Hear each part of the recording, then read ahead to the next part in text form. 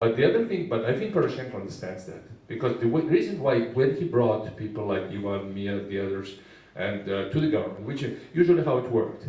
President had his quota, Prime Minister had his quota, they appointed people, they controlled the cash, black cash in state enterprises, which showed, for instance, a last year $1 billion loss, which means that basically they stole at least 3-4 times as much.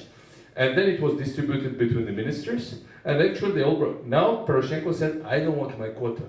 Here is Lithuanian minister, American minister, Georgian minister, my quota is them. They don't know anybody. Appointing me to Odessa. Why was I appointed to Odessa? Because I don't know anybody there. And the main asset there is that that's how whom you really want to appoint if you don't, because everybody else is connected. And he really reversed the years-old tradition when actually people, the regions were given to the oligarchs and they would promise Kiev stability, but instead they would basically plunder and do and appropriate subsidies.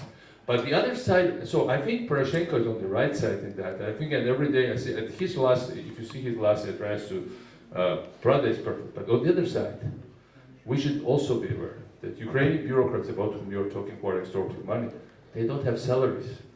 The problem is in Ukraine is not size.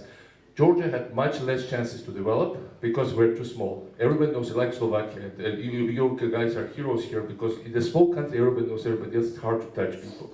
In Ukraine, it's a big country, you can fire all bureaucrats and forget about them. The only problem with Ukraine is that their elite is so small, for 25 years they cannot touch each other.